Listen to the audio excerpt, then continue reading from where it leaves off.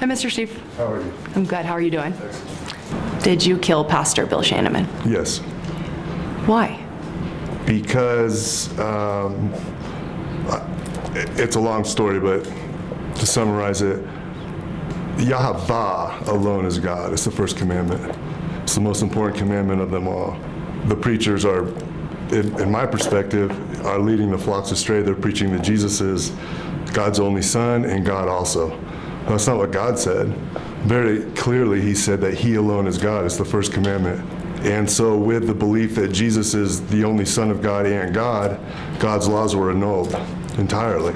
There's 13 tribes of Israel. So what I wanted to do was execute and crucify 13 priests and put one of the tribes of Israel in each of their right ears, which I did with this priest. I put the tribe of Benjamin.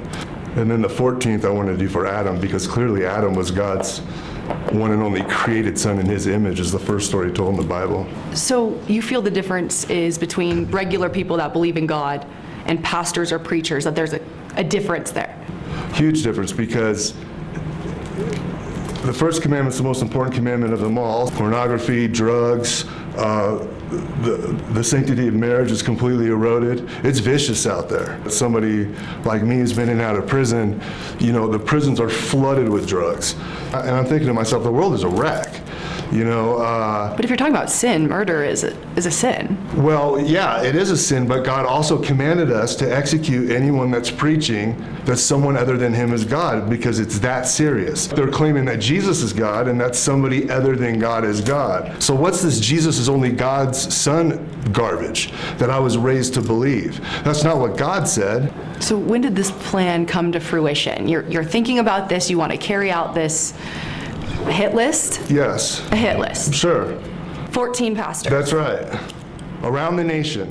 To surround the nation. Starting in Arizona? Starting in Arizona, where I was born. Where it starts is where it ends, like the Garden of Eden. How did you pick out these pastors and these preachers? I just let the Spirit follow me wherever I landed. And the first one where I went was Olive Street, the Church of Christ, and I thought, well, that makes sense. There shouldn't be a Church of Christ. There should only be a Church of Yahavah. So you get to Phoenix. I get to Phoenix. I just set up a tent under a tree on Olive Street, and I followed that priest home Sunday after Easter service. And when he pulled into his driveway, the two women came out of the garage. I'm not interested in executing anyone other than the pastors or the shepherds leading the flock astray. So then I said to myself, okay, I need to find pastors or priests that live alone. And so I set up another tent off of a Carefree Highway between 24th and 16th Street, and I was looking at those churches, and then I happened to stumble across the New River Church, and I followed him home, and I saw that he lived alone. So you had no previous contact with Pastor Bill? Zero. I Zero. didn't want any previous contact. My only criteria was you're breaking the first commandment. Pastor Bill was innocent. Innocent? In your perspective, there's nothing worse. Not yours. But there's nothing worse than breaking the first commandment. All you got to do is just worship Jesus and you go to heaven. Your sins are all forgiven. That's not what God said. But do you think God was going to forgive your sins? Absolutely, he'll forgive my sins. He's a forgiving God. He's a loving God. How do you justify that? I mean, if you're killing somebody or multiple people attempted, okay, but how does that work? It's a commandment to rid Israel of evil. You see Bill. Yeah. You follow him home. That's right. What happens next? Then I follow him home. I see that he lives alone. All right. I go back to the house, or I go back to the desert where I'm camping. I need weapons, right? I need something to execute him with. So I go into a house. I walk to a house and go into it. There's no one living there.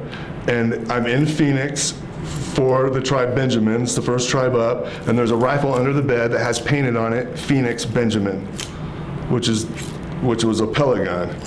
But I thought, Benjamin Phoenix, that's what I'm supposed to use. I don't know, it's just crazy coincidence. You're hiding outside. I'm hiding outside the house. The helicopter's on top of me. We're maybe 5 blocks from the house because I ran through the mountain. Then I waited for the helicopter to leave. I've done this I've been in and out of prison, so I know I ran the police probably 100 times in my life. So I leave, and then when I come back to the house later after all the police leave, my car, they confiscated, they took it, so now I don't have a vehicle. So I broke back into the house because I know there's a truck in the garage. I got the supplies I needed to do the execution, and I drove from there to Bill's house, like 2 in the morning on a Sunday night, and I executed him. And then I crucified him by nailing him to the wall, screwing him to the wall. It's fast. I mean, it's, I didn't want it to be bloody. I didn't want it to be a painful. I'm not trying to torture the guy. I just wanted to execute him quickly. So I just put my hand over his mouth and told him to sit still, don't move, and wait until he stopped breathing. What did you feel in that moment?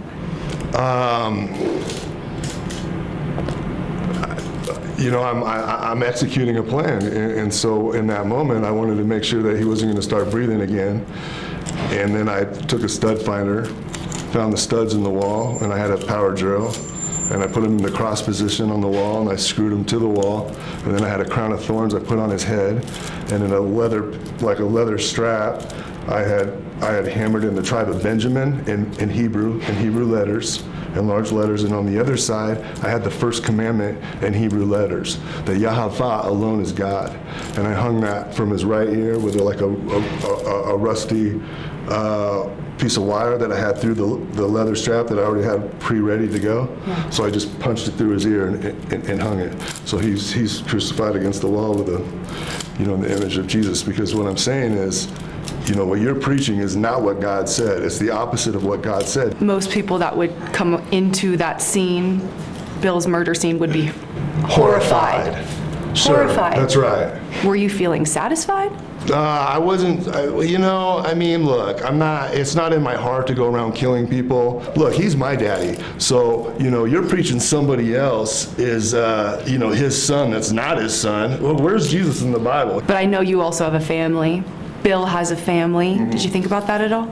No, I'm thinking about the families that are in utter destruction, by following these false teachings and not obeying God and not giving our Creator the respect for giving families life to begin with. Do you feel remorse for those who lost Bill as their family? Their father? Well, I mean, no, because I lost, I lost he erased my daddy, He's saying that somebody other than my daddy's God. So do I feel remorse? But your dad's alive. Well, my human father's alive, but I don't think of him as my dad. I think of God as my dad. When did that come about?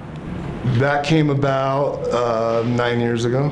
Why 9 years ago? What happened? A light shot through the ceiling of my cell and into me, and ever since then I see the Star of David. Did you think you were going to get away with this? I wasn't planning on getting away with it. I know who I am. God would never allow me to spend the rest of my life in jail, and He'll never allow anyone to execute me, which is why I said set the execution date right now. God would never, ever, ever sacrifice His Son. If you had 14 that you wanted to carry out, that's right.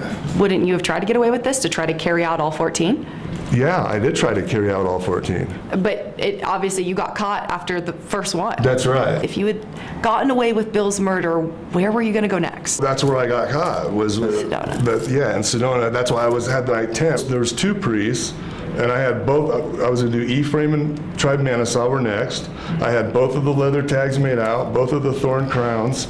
Yeah, where'd you get a thorn crown? In the desert, the trees with the thorns on them. I cut it and make a crown of thorns. I just, in a circle, So I had both of those priests as my target. I was en route of getting into the back of the car of the second priest, and an old lady got in front of me.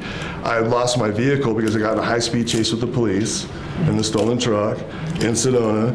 I escaped. I ran up a mountain. I got away from all the cops. I hiked all the way back to my tent. And I was still, on target for those 2 priests. But I wanted my target so bad that I refused to leave, so I hiked all the way back, because the high-speed chase probably was 10 miles. It went for a while. I was going fast. I got back to my tent at like 3 in the morning, got up in the morning. So had you not been caught, were you planning to murder the next day? Yeah, I tried that day. I couldn't get into the back. Where the pastors or priest park is right in front of the Holy Cross. So I thought, man, I gotta follow him home, but I lost the truck. So the reason why I got caught is because I was looking for a vehicle to steal to be able to follow him, which is why I triggered the alarm in that house and went into the garage, hoping there would be an extra vehicle. Had I had a vehicle, those two were done. They didn't have a chance in hell. Your final priest was where you were baptized? That's right. Why was that church on your list? Was there a... It's personal because I start in Phoenix, starts in the Garden of Eden, ends in the Garden of Eden.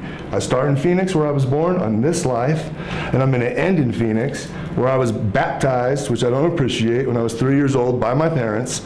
You know, I'm baptized in a belief that is completely false. And from there was Las Vegas, Nevada, Portland, Oregon, Seattle, Washington, Billings, Montana, Detroit, Michigan, New York, New York, Charlotte, North Carolina, Mobile, Alabama, Beaumont, Texas, and El Paso, Texas. So 4 of them are going to get hit in Arizona. So I was circling the United States. How'd you pick those states? Just to circle it. So you have zero remorse for this killing. Not only do I have zero remorse, I plan on fulfilling what I started. If my Father puts me in an authoritative position on this earth, I will execute every single priest and burn every church to the ground. I mean, it's likely you'll be in prison for the rest of your life. That's what you think. I want the death penalty because I want to show you you can't kill God's son. That whole story is BS. So if you're given the death penalty, it's not likely you'll be executed quickly. Well, I want it quickly so that we can get this show on the road and show exactly what I'm trying to do. Would you want to be crucified? Couldn't happen. But is that I something couldn't so you much want? as dash my foot upon a stone. I mean, the cops, the dogs are coming at me. I saw my father had angels just direct them to the left, direct them to the right. Not one bit me. How would you feel, though, if somebody crucified you? Good luck trying. I have the plan to rid this earth of evil. I mean, do you really think that this is normal?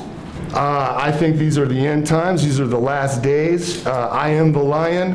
I'm called evil, and the preacher preaching that someone other than God, the son of Satan, is God, is considered good. And so what did I do? I struck, because I'm everyone's oldest father, and daddy's going to strike. Do you think you're a monster? Do I think I'm a monster? No. I mean, but it's a gruesome killing of another person. Most people would consider that monstrous. Sure, of course they would. But you don't think you are? No, I see myself as more of like a saint. I mean, from your perspective, that's murder. Thou shalt not kill. That is one of the 10 commandments. But also God commands that if anybody is to preach that anyone other than him is God, we are to stone them to death, and we are to execute them. And so I'm following that law. Did God ask me to do this? Absolutely not. I did it on my own because I got sick and tired and fed up. You're cherry picking certain commandments to follow and not. Sure. How do you choose that, and why? Right. So it's difficult, right? Thou shalt not kill. That's a clear commandment. Also, there's a commandment that if somebody is preaching that somebody other than God is God, we are to execute them and rid evil of Israel. So I'm obeying that commandment. So you're just choosing what works for you? No, I'm choosing what God's commandments are. So yeah, you'd say, hey, on one hand, God is saying, thou shalt not kill, but on the other hand... It's still picking what you think matters most in the commandments. Well, then it's not following thou shalt not kill, clearly. Well, yeah, but thou shalt not kill is do not hold anger in your heart towards your brethren and strike them where they die. If somebody is breaking God's commandments, like, during the Sabbath... You've interpreted this how you see fit. That's how God, that's the way God commanded it. I don't think God said, go murder pastors. He just didn't. He didn't tell me to do that. Absolutely not. I did that on my own. But it is a commandment. It is in the Bible that if if anyone's preaching that somebody other than God is God, breaking the first commandment, the punishment for breaking the first commandment is death. You replace who my daddy is, I'm going to nail you to the wall. That's brutal. Well, life is brutal. Satan is brutal.